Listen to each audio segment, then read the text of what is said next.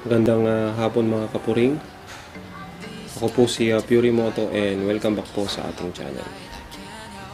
Ngayong araw po ay papakita ko sa inyo kung paano po magpalit ng oil seal at front fork oil sa ating Puri 125. Bago po natin mabaklas yung baso ng ating front fork, kailangan po muna nating tanggalin syempre yung ating front tire.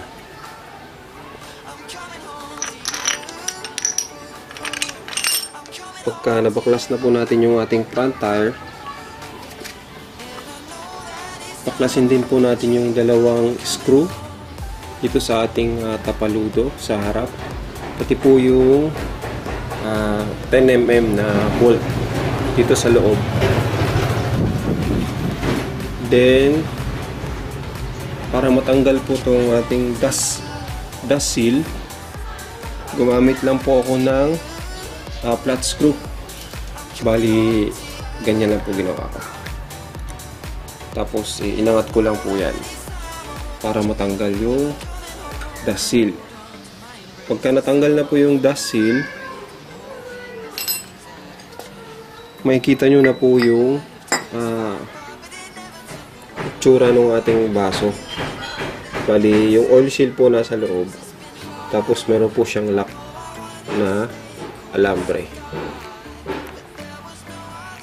Para matanggal po yung baso dito sa ating front fork, kailangan po muna nating tanggalin tong Allen bolt na may copper washer sa ilalim ng ating baso gamit po yung ating Allen na pangtanggal.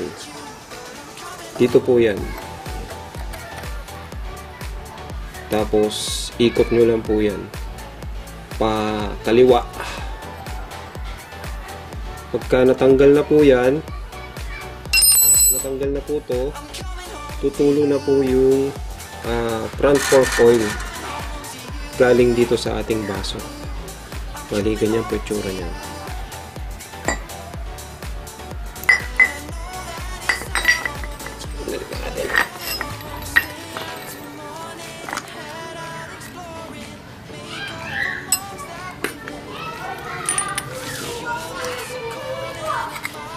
Ito po itsura niya.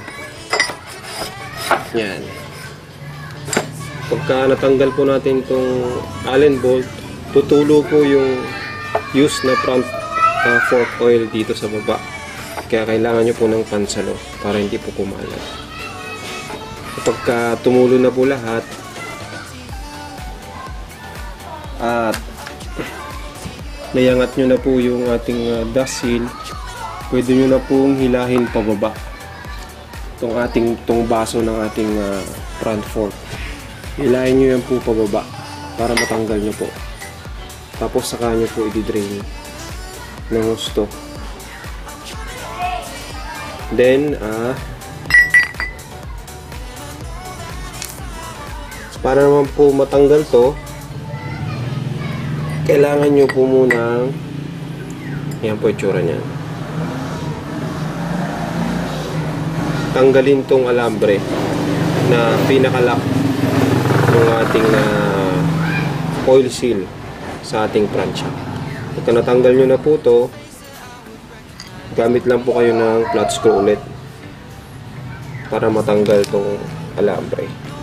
Then gamit po kayo ng mahabang flat screw para matanggal po tong ating oil seal dito sa ating baso. Medyo mahirap po tanggalin yan, kaya kailangan nyo pong pwersahin. Pagka natanggal na, pwede nyo na pong linisan tong baso at salinan ng langis, front fork oil na bago.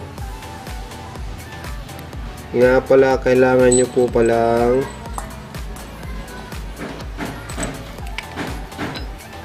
saan na ba? Ito. Kailangan nyo po palang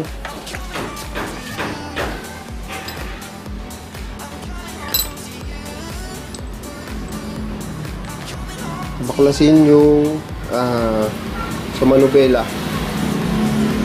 Tanggalin nyo po muna yung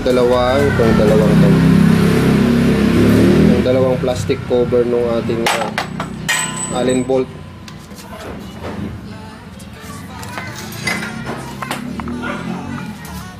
Dalawa po yan, nakakalagay po dyan.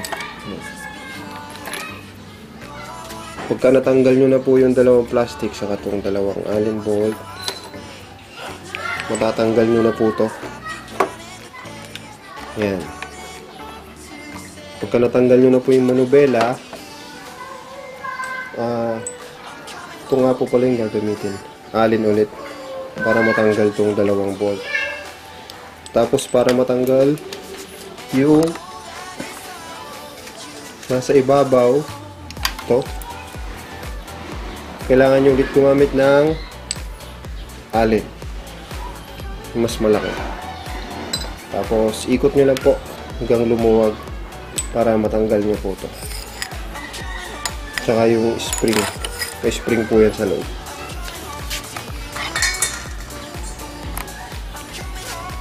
Dito po tayo magsasalin ng front bagong pork oil mamaya.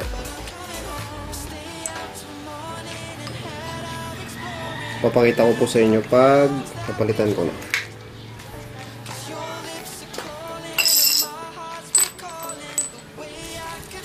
Ito po pala yung nabili ko.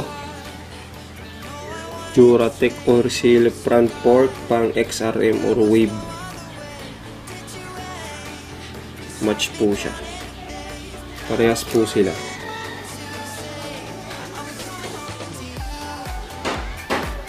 Sa ano po to, sa new breed. Mas makapal po o mas malaki po yung front fork ng classic. Same yun sa Barako. Ito halos kaparehas ng Raider tsaka ng XRM or Mio. Yun po yung nakita kong kasukat. Kaya ito po yung pinalit natin.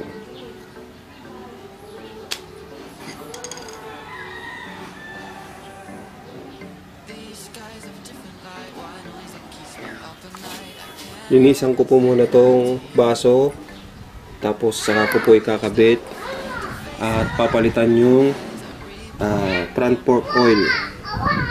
Nabibili po ganito po, nasa 200 ml, pero ang magagamit lang po natin sa ganito ay around 60 ml. So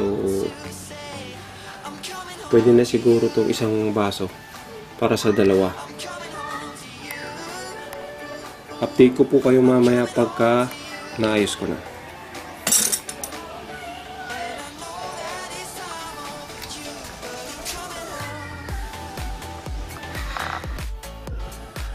Pagka okay na po lahat at nalinisan na po natin gamit po ang gasolina, pwede na po nating ilagay yung bagong oil seal sa ating baso.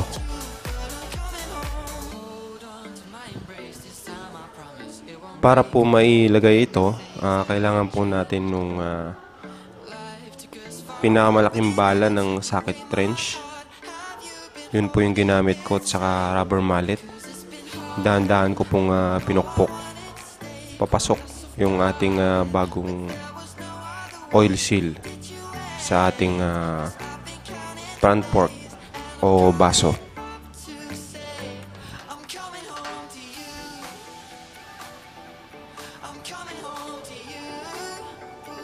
Then saka po natin ilagay yung pinaka lock ng ating oil seal.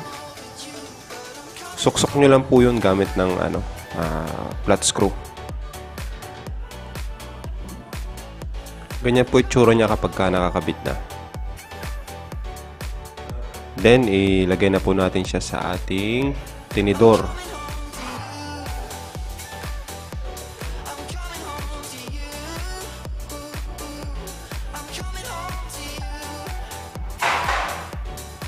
Tsaka mo natin ilock gamit yung Allen bolt with lock washer. Same process lang po kung paano natin binaklas kanina. Higpitan lang po natin yun.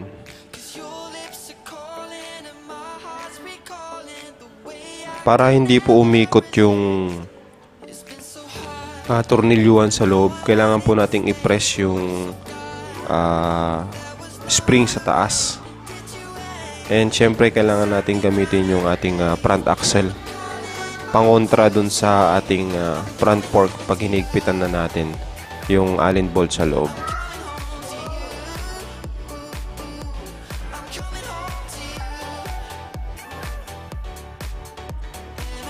Yung saktong higpit lang po, wag yung masyadong maigpit, baka ma-lost thread naman po yung tornilyuhan sa loob ng ating baso.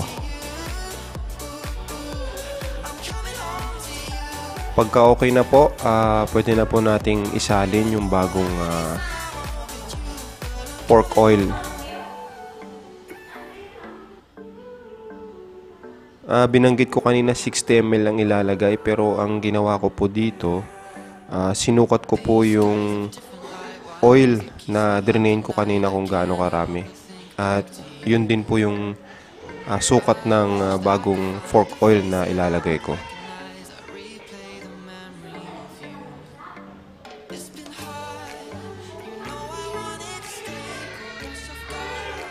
Gumamit po ako ng syringe dito para mailagay po natin yung ating front fork oil dun sa taas, sa ibabaw.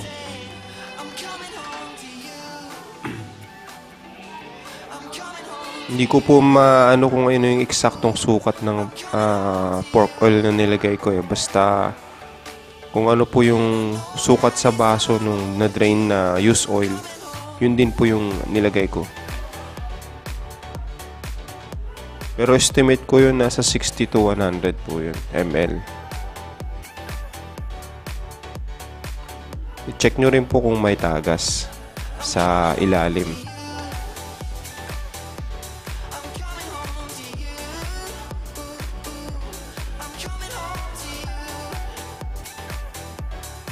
Makikita nyo naman po yan habang nilalaro nyo yung front shock kung may tumatagas dun sa ibabaw sa may oil seal na kinabit natin.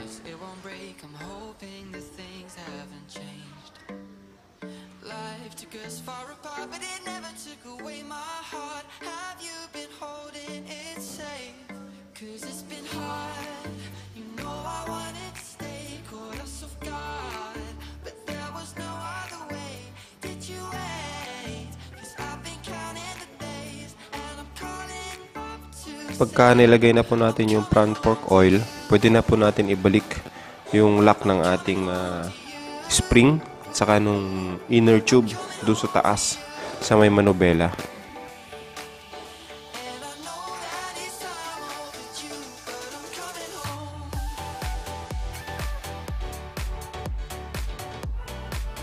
Pag tinesting nyo po yan at nailock nyo na sa taas, mapapansin nyo matigas na po yung bounce ng ating front fork. Then ilagay na po natin yung dust seal. Gamit lang po kayo ng rubber mallet. Dahan-dahan lang po yung pagpukpok para bumalik siya sa kanyang pwesto.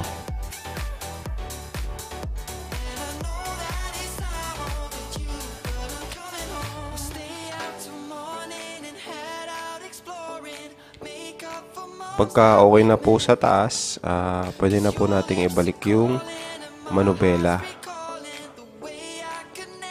Pinakita ko po sa inyo kanina kung paano ko po siya pinaklas. Ganun din po yung pagbabalik natin.